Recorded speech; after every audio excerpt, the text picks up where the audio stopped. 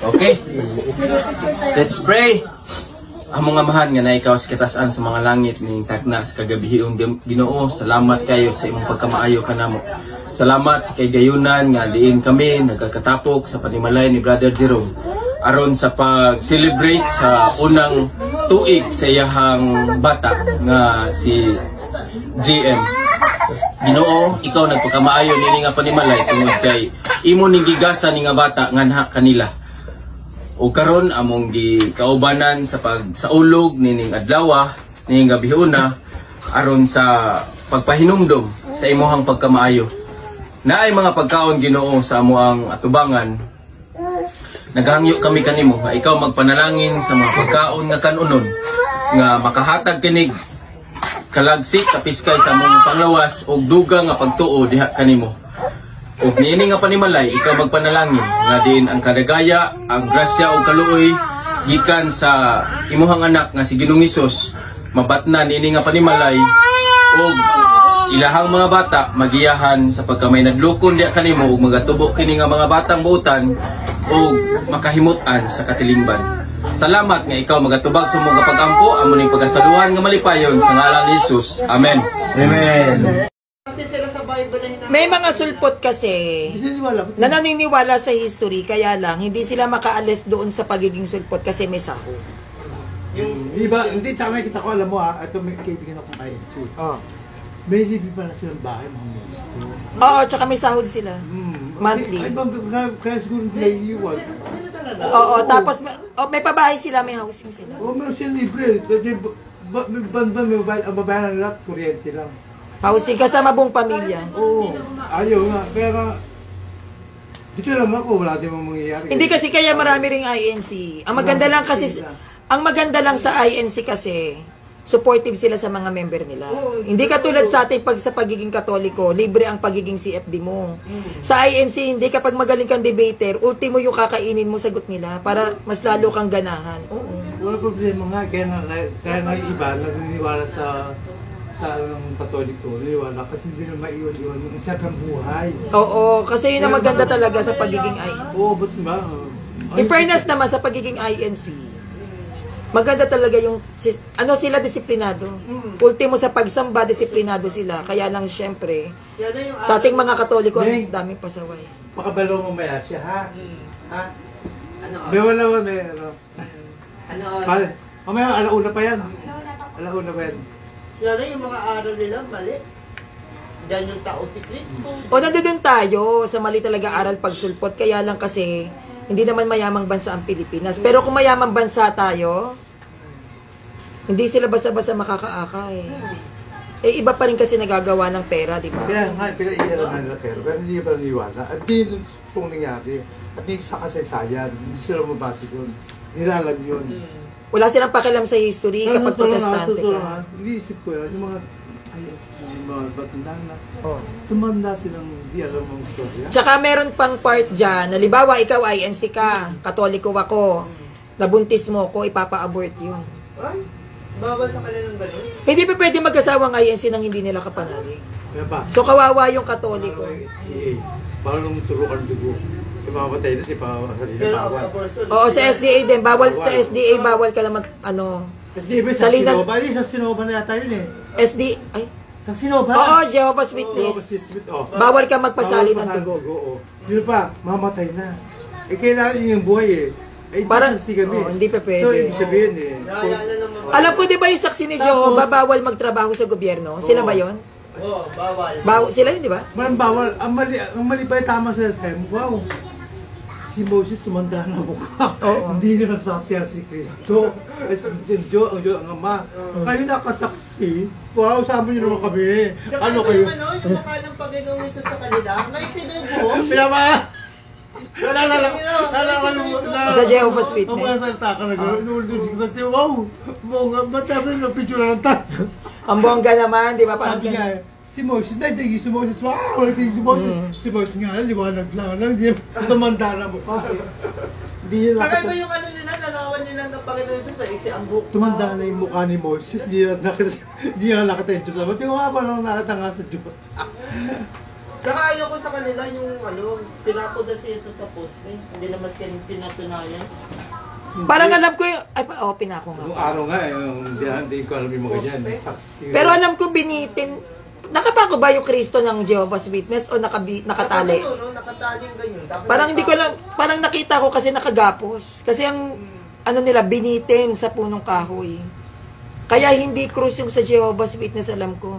Kaya tuso na. Parang, troso. Tuso yun na sinasabay. Pero hindi ko lang alam kung pinako si Christ sa troso sa Jehovah's Witness o tinali yung kamay. Tinali ba o pinako? Alam ko pinako yun, bro. Nakapako, di ba? Kasi dinayma sa akin ng yun. Minsan nag-debate ko yung ministro dito sa Jehovah. Yung dalawang palad magkapatong sa poste. Ibig ka doon karap sa labas. Ay, kay brother. Kakaganon siya, Ayan. Ano ang pinakaayaw niyong protestante? Kung sakali. Ay, hindi talaga. Ayaw ko. Kasi una, hindi sila kundi Diyos Kristo eh. Parang wala silang Diyos.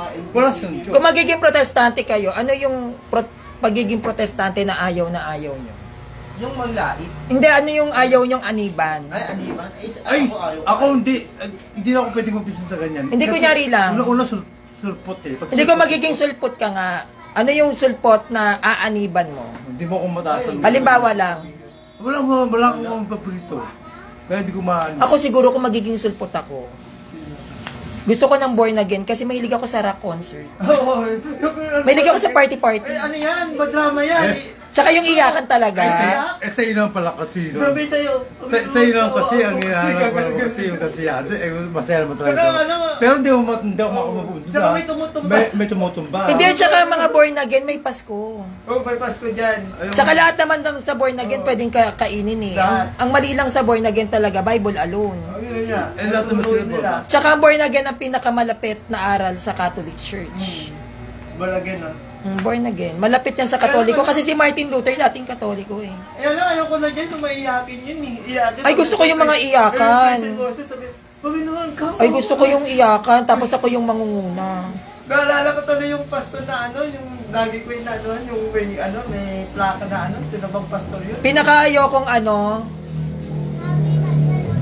na kaaniban. Halimbawa, ikaw ang pinakaayaw mong aniban. Bakit tayo mo ng INC? Kasi mapaglaan. Hindi sa panlait. Hindi, kung hindi mapanlait. Kaya ayoko ng IC. Hindi sa panlait. Kahit yung tao pwede manlait eh. Hindi sila panlait. Kaya lang, ginagawa na yung Diyos ay tao. Di para wala silang Diyos.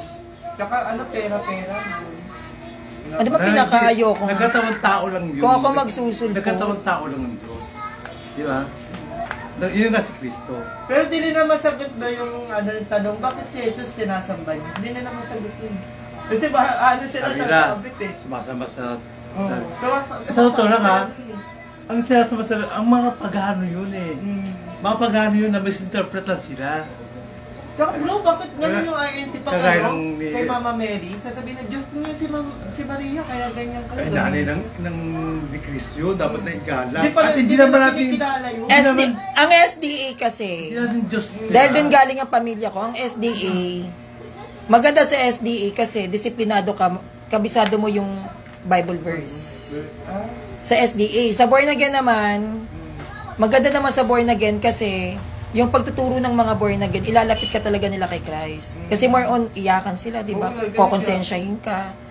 Yun naman ang maganda sa born again. Sa INC naman, tuturuan ka maging disiplinado. May mga magaganda rin namang traits ang Protestant. Pero pagdating sa aral, syempre mali. Pero sa mga traits, sa INC kasi disiplinado, tsaka suportado ka sa mga trabaho, kapag may gusto kang pasukan. Pag INC ka sa SM. O kasi usually ang mga INC kasi mga businessman yan.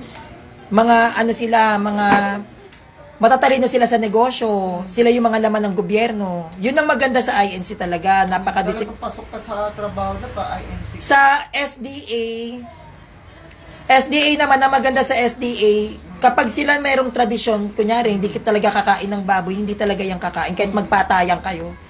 Hindi ganun ang SDA talagang dapat kabisado mo yung verse. Sa Born Again naman, araw-araw kang kukonsensyahin. Huwag mong gagawin yan, masama yan.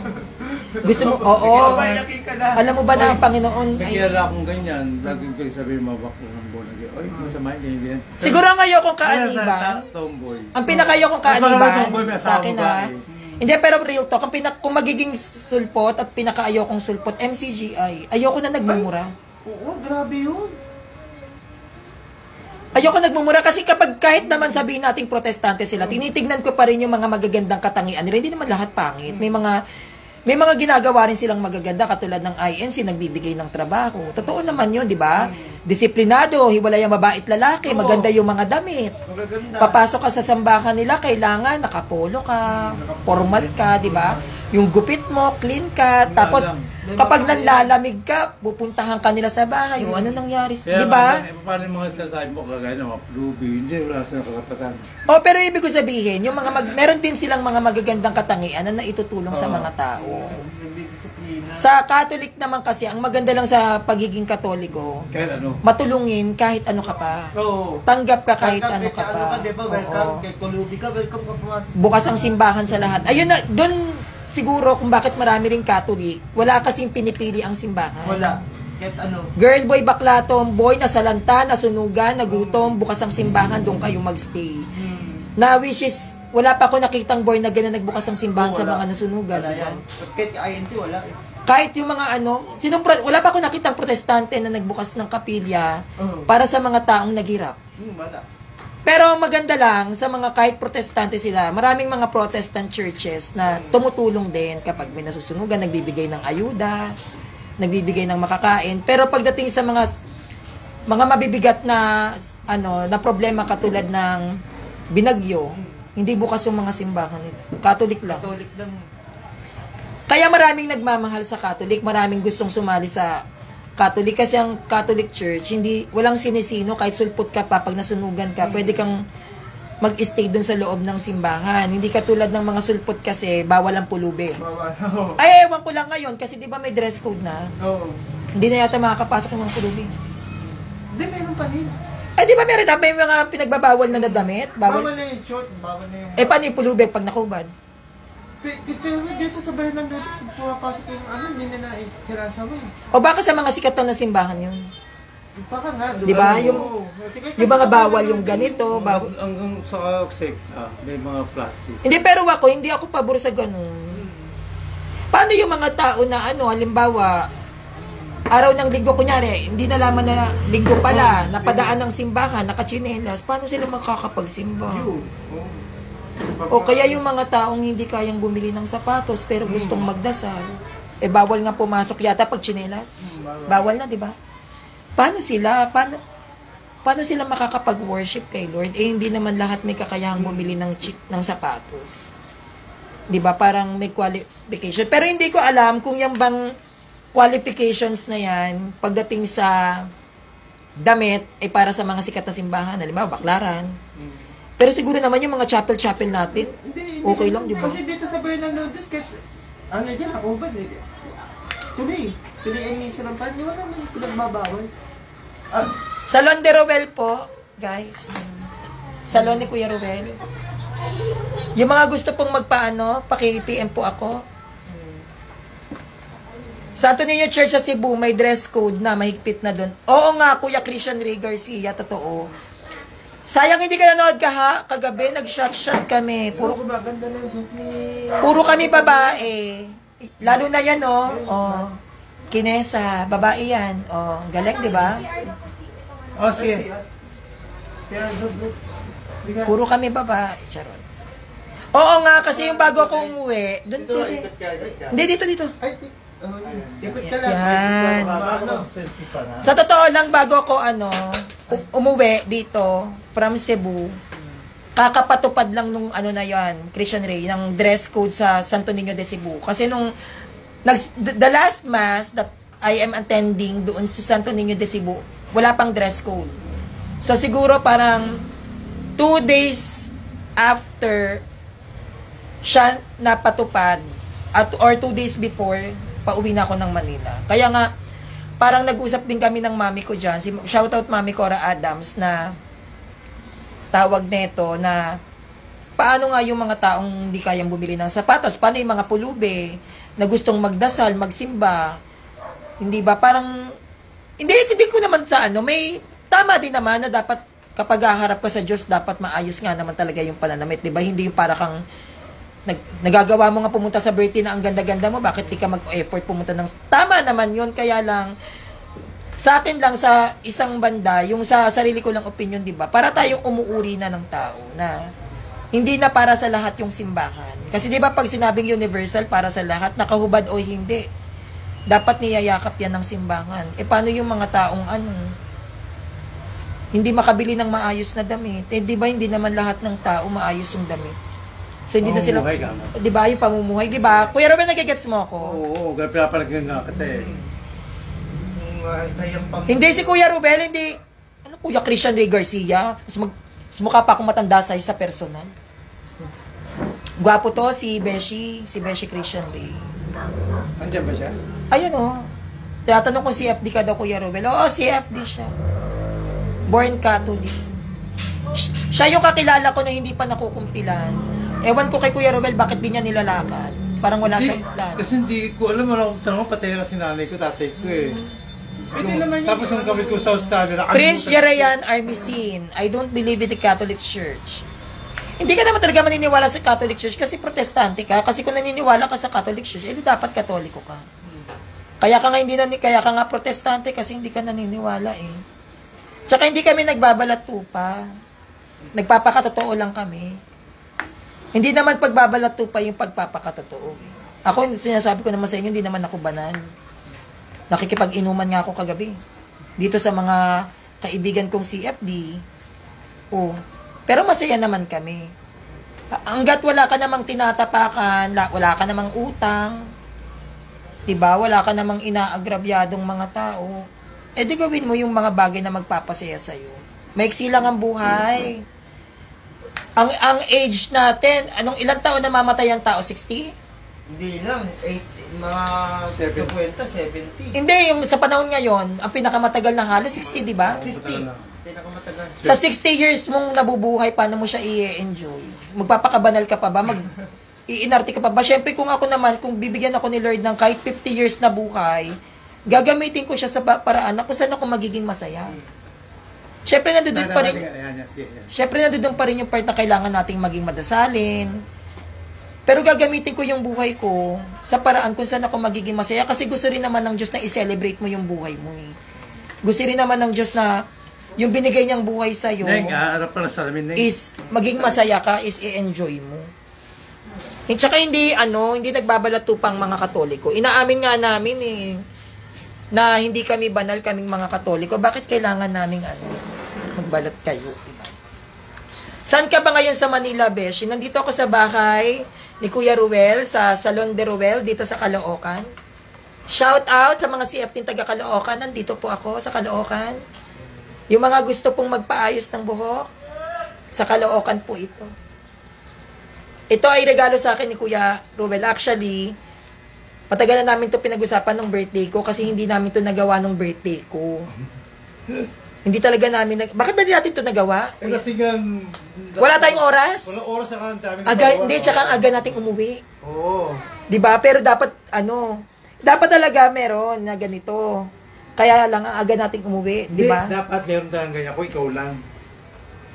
Kaya lang, maubos naman naman oras natin doon, hindi tayo mapagsaya. Oo, hindi tayo makakanta. Hindi kaya namin tapos yung ating katuwaan, pwede na focus tayo sa ganito. Oo. Kahapon tayo nagkasya, di ba kahapon? Si Kuya Mart. Yung magaling din kumanta, Kuya Christian. Oo, sa Caloocan to. Nandito si Brother Alvin Pernito. Say hi. Kaya lang niya si Alvin. Si Alvin Pernito, taga dito siya. Di ba? Fresh, blooming, namumula-mula pa ang pisngi. Hindi naman yung book mo. Oo, sobrang layo kasi ang biyahe ko mula sa amin hanggang dito kila Kuya Ruel, 10 oras. 10 oras bago ko narating itong Diyosang yan, Diyosa. Namumula-mula din ang pisngi, ganda. 10 hours. Pero in fairness naman, talagang sinulit namin kagabi yung banding namin. Kasi kapag meron akong namimit na mga Catholic, lalo na't mga CFD, ayoko nung nagpapangga, puro kayo para kayo nagba-Bible study. Gusto ko maging normal na tao na maging tao kang normal. Parang ganon. O tulad yan, o ganda. CFD din yan. Uy, kumaway ka, tignan mo, kinesa, o. Gusto ko maging normal kami. Yung tipong, hindi porket CFD ka, parang lahat na napag-uusap papuntang langit, di ba? Hindi ba pwedeng maging tao kami? Okay, kilala ka daw niya, Alvin. Nag-shot nga siya sa akin patungkol kay sa Kalamseng nung binuli niya ako. Kilala mo pala. Nandito siya ngayon, no? Yan, Pak. Di ba? Nag-i-skin din. May Pak award talaga. Si Ashley. Baka kilala nyo yan. Kasama ko yan nung nagpunta ako sa National Convention dyan sa Rizal. Si Kuya Ruel Balala naman, hindi siya literal na katulad nating debater, pero nakilala ko siya kasi nagpa-follow siya sa akin, tapos nag-message, hanggang sa naging magkaibigan kami. Yun, ayun naman siya. Pero isa siyang kilala na makeup artist. So, hello daw, Alvin, sabi ni Kuya Christian. Hello. Diba? Mga CFD po yung kasama ko. So, 10 hours po yung biniyahe ko dito. Hi, Kuya Marvin de los Reyes Cabeltes. Belated happy birthday. Ikaw ha, puro INC talaga yung inaano mo ha. Baka mamaya may magkagusto sa yung babaeng INC. Nako, mapapagastos ka ng dinuguan dyan. Diba si Kuya Marvin de los Reyes Cabeltes naman, parang ang pagkakaalam ko, religious yung course neto tungkol sa religion. No, at marami siyang kilalang mga pare, na madre, ganun, na bishop. Kilala din si Kuya Marvin ng mga bishop. Sikat na sikat siya. Isa yan si Kuya Marvin, yung halos kasabayan ko na hanggang ngayon nagpapatuloy, hindi siya sumuko talaga. Kasi marami akong kasabayan na Catholic din, na nagla-live at nagba-vlog, pero ngayon wala na sila. Wala na sila ngayon sa mundo ng vlogging, siguro napagod na din. Pero si Kuya Marvin de los Reyes Cabeltes, talagang lumalaban yan kahit sa mga SDA, di ba? Mahilig siya sa mga baboy-baboy na issue. Hi Kuya Nat David, kamusta po? Ayan, nagpapaano lang ako ng buhok. Yan, di ba fresh? Sana. I-shoutout mo rin si Lucy Perihil na hanggang ngayon naka-block ka pa rin. Shoutout Lucy Perihil. Hindi ka na ba umiiyak ngayon? Ikaw naman din kasi, sabi ko naman din kasi sa'yo, huwag kang laban ng laban pag hindi mo naman kayang panindigan. Para hindi tayo nagngangawa. Laban ka ng laban, di mo naman pala kayang panindigan eh. Pag lumaban ka sa isang away o sa isang debate, dapat kabisado mo yung sasabihin mo. Kabisado mo yung pinaglalaban mo. Diba? Kabisado mo yung latagan. Huwag kang basta-basta salita ng hindi mo pinag-iisipan. Tapos kapag dasupalpal ka ng Katoliko, yak-yak ka. O yun. Yak-yak ka tuloy. Diba? Shoutout sa AMS, sa Ave Maristela. Ayaw na talagang tumigil kahit lagi siyang nababash. Ay, hanggang ngayon ba? Talaga ba? Hanggang ngayon? Ano ang masasabi ninyo? Ikaw din, Alvin. Anong masasabi mo? Napanood mo na ba yung video na yung isang SDA? Para mo si Sandio. Yung isang SDA nagdadasal sa harapan ng lechon. Ito, lagyan ko na yung Oo, yung isang napanood ko. Hindi yun, to. Oo, yung SDA na nagdadasal sa harapan ng lechon baboy. Anong masasabi nyo doon? Kung ikaw SDA, halimbawa magano muna tayo, magpaka-SDA, SDA ka. SDA ako. Ano ang masasabi mo sa kapwa SDA mo na nagdadasal sa harapan ng lechon? Siyempre, una, sasabihin ko, bakit ka nagdadasal dyan? Bawal yan. Hindi, number 2. Bawal sa atin. Oo. Pangalawang asawa, two-timer, part 2. Si Kuya Eddie, number 2. Tama ba ako, Kuya Ruel? Si Kuya Eddie yan, number 2. Okay. Ikaw, Kuya Ruel, anong masasabi mo sa SDA kung napanood mo yung video na nagdadasal sa harapan ng lechon, baboy? Ay, parang singin, Ba't sila, di ba ayaw lang sa baboy? Oo. Ayaw sa baboy. Ba't yan sa nila? Hindi nagdadasal sila, parang nag-offering, nagpe-prayer. Oo, Parang nagpe-prayer celebration nga. Di ba ayaw yun. lang ng baboy? Ayaw nila dahil sila sa mga baboy. Pero ba't nagiging priority? Kung ayaw lang ng kain ng baboy, ba't kailangan? Hindi, parang kalimbawa, kunyari, ako INC. In-invite ako ng isang Katoliko kasi kaibigan kita. Ngayon, yung in-invite ka, Hindi ko makain baboy.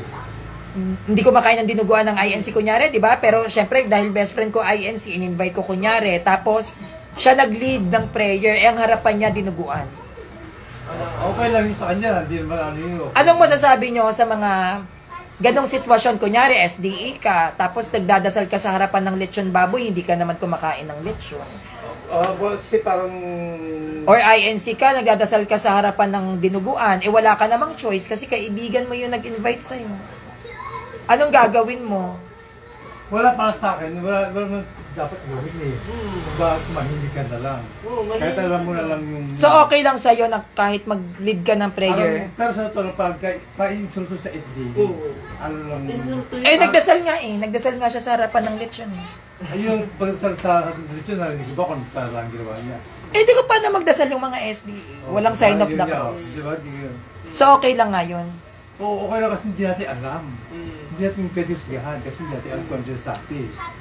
Ako siguro, hindi sa akin okay yung ganon. Oo nga, hindi talaga okay. Kung ako magdadasal, hindi ako papayag magpakuha ng video sa harapan ng isang pagkain na ipinagbabawal ng kinaaaniban ko. Halimbawa, isa akong INC, pinag-lead ako ng prayer, tas ang harap ko dinuguan. Siguro tatalikod ako sa dinuguan. Ang insulto nga, yun. Diba? Kasi parang common sense lang. Ayaw, ipinagbabawal ang isang pagkain, tapos magdadasal ka dun sa harapan ng ipinagbabawal na pagkain na yun. Diba? Kumbaga, kakausapin ko yung tao man o kahit na sinong tao na kaibigan ko na, pwede po ba akong magdasal na hindi nakaharap sa lechon baboy? Kasi sa paniniwala, tradisyon po namin bilang SDA, hindi po pwede yan Baka pwede po akong magdasal nang wala sa harapan ng lechon kasi baka makawawa naman yung kinaaniban ko, di ba? Malalait. Ganon din bilang isang INC, kunyari, in-invite ako ng isang Katoliko, tas may handang dinuguan, hindi ako magdadasal sa harap ng dinuguan. Siguro sa ibang paraan na pwede po ba akong manalangin, pero wag naman po sa harap ng dinuguan kasi hindi po kami kumakain yan, bawal. So para sa akin, napaka-ingrata mo naman, di ba, na magdadasal ka, tapos bawal kainin sa iyo, nasa harapan ka ng lechon. Pang-insulto yun eh. Hindi, oo, di ba? Tapos nakadamit pa siya ng SDA nun, di ba? May logo pa. Alam mo, yung kaya kasi, para man siya magawa sa buhay. Hindi siya magpakatotoo. Oo, yun nga di ba? Magpakatotoo ka. Walang mangyari kapag ka... Hindi, kahit sa mga, sa mga kaibigan kong CFD, yan din naman ang sinasabi ko Ang pagiging Katoliko mo at ang pagiging CFD mo, ang tinuturo lang dyan is yung aral kung paano nabuo ang ating simbahan. Di ba? Kung paano nag-start. Oo, yun lang naman Pero yung personal na buhay mo, kung paano mo yan gagawin, labas na yun. Kaya yung sinasabi nila na, ikaw Sandrillo, bakla ka, ganyan, labas na sila doon kasi choice ko to di ba? Personal na buhay ko to Pero yung trabaho lang nating mga Katoliko, ituro. Hindi, tsaka ituro mo kung ano yung aral. Pero yung pakialaman mo kung paano mabubuhay yung isang tao, labas ka doon. Kahit 10 pa asawa niyan, labas ka na doon. Kahit na ano pa yan.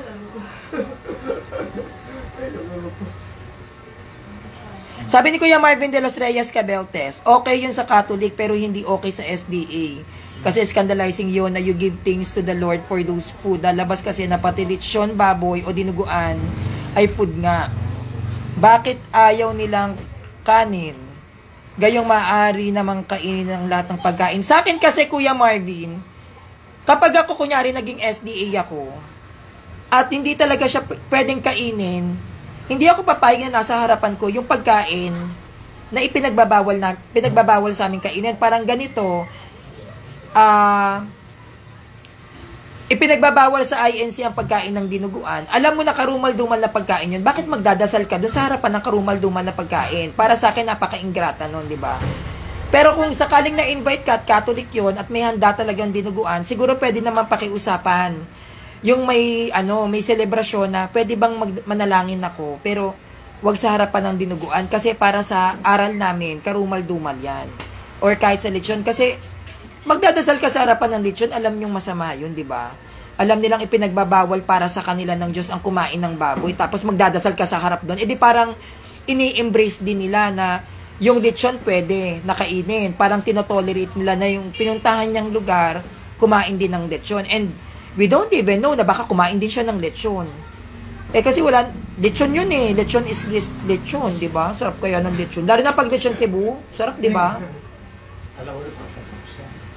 Ano ba lola? Walang sakot.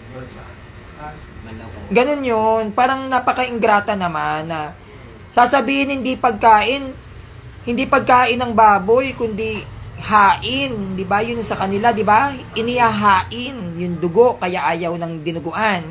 Ang baboy, inihahain, kaya hindi ko makain ng baboy. Tapos nasa harapan mo bilang pagkain. Di ba? Nasa ng common sense doon na hindi ka naniniwalang dapat kainin yung baboy kasi hindi siya pagkain, tapos mananalangin ka sa harapan ng lechon bab. Sa harapan ng dinuguan. Mali yung ganon. Napakamali. Kaya hindi ako pumapabor doon talaga. Sobra.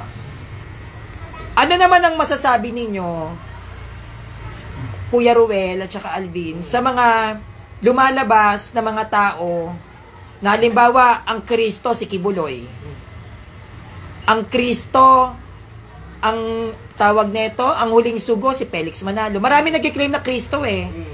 Anong masasabi? Sa Biblia naman talaga yung maraming gamit ng pangalan ko at tawagin din Kristo. Nasa Biblia naman yan eh. Nasa Biblia. Diba na sila? Talino nito, tinuturuan na ako. Sabi ko sa inyo, Bible scholar to eh. Nasa Biblia daw, maraming tatawag na Kristo.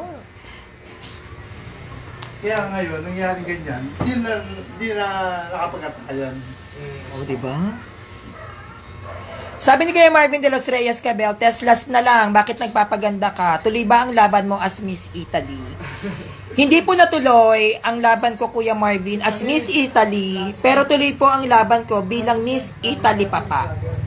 Tuloy na tuloy ang laban natin at isa ako sa kandidata bilang isa sa Miss Palengkera 2025. So manood po kayo ng pageant ko, Miss Palengkera 2025. At isa ako sa kandidata bilang tatayo na Miss Italy Papa. Sabi ni Kuya Christian Garcia, dapat Katoliko na lang talaga yung ire-request na mag-bless ng food. Hindi, kasi minsan para sa akin na, may sa isang pamilya kasi, pwede kasing nangyari dyan, magulang mo SDA. Tas yung anak Katoliko. Ngayon, yung ang nag-request para mag-bless ng pagkain ay yung magulang. Which is SDA.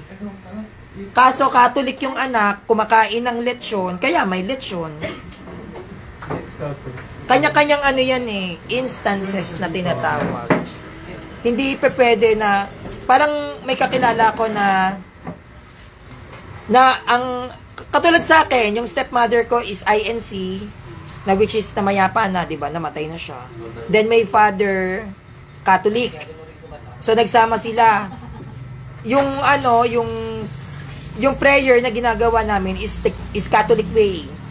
Doon na sumasamba yung stepmom ko sa INC. But, sooner, nag-Catholic yung stepmom ko kasi bawal sa INC, di ba? Kapag mag-asawa ka ng hindi Catholic at yun din yung naging rules ng tatay ko na kung hindi ka magka-Catholic, huwag niya tayong magsama. So, napilitan talaga siyang mag-Catholic yung stepmother ko. So, ganun din siguro sa mga pagkain na maaaring yung naghanda Catholic, pero yung magulang SDA. Kaya yung way ng pagdadasal, SDA, pero yung handa very Catholic.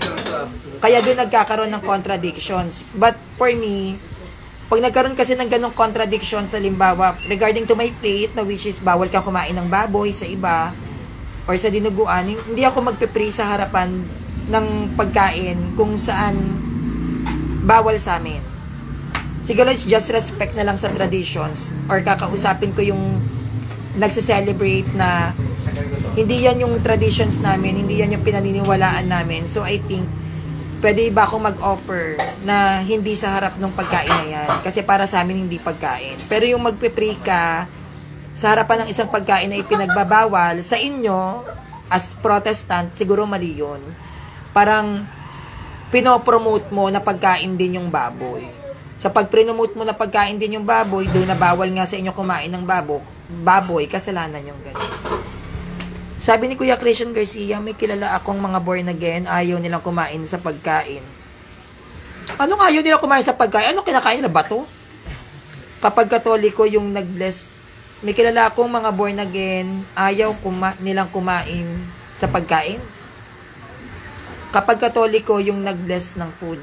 Kapag Katoliko daw yung nag-bless ng food, hindi ko Talaga ba? Talaga ba? Kahit lechon yung handa? Tsaka pangalawa, yung form of prayer naman kasi, whether ikaw ay nagsisign of the cross or hindi, nakabase naman yan sa puso mo kahit naman mag-sign of the cross ka, kung hindi naman totoo yung pagdadasal mo, hindi ka rin pakikinggan. Kahit huwag ka mag-sign of the cross, pero kung yung pagdadasal mo is nagmumula naman sa puso mo, sa tingin ko pakikinggan din naman. Kasi sa mga early Christians during that time, wala namang sign of the cross. Hindi nagsa-sign of the cross ang 12 apostles, Hindi, kasi ang sign of the cross, nag-start yan sa early Christians, 2nd century, if I was not mistaken, kay Tertullian. Tertullian is the early Christians of the Catholic Church na naging, alam ko, naging heretic siya. Pero siya yung responsible sa Trinity, kung bakit meron tayong tinatawag na Trinity o Trinitarian doctrines or Trinitarian baptism, because of Tertullian. Siya nag-aral niya, no? Pero sa akin, hindi naman big deal yun. Whether nag-sign of the... paano kung wala kang kamay, makakapag-sign of the cross ka pa ba? O, di ba? Hindi. Siyempre, as a Catholic, tayo dapat talaga, di ba? As Catholic, dapat talagang magsa-sign of the cross tayo. Paano kung wala kang kamay? Binitin ang mga kumain sabi tita Abi mo. Makakapag-sign of the cross ka ba kung putol yung dalawang kamay mo? Di ba? Hindi. So, pwede niyang sabihin in the name of the Father, the Son, the Holy Spirit, Amen. Na hindi gumagamit ng kamay. Di ba?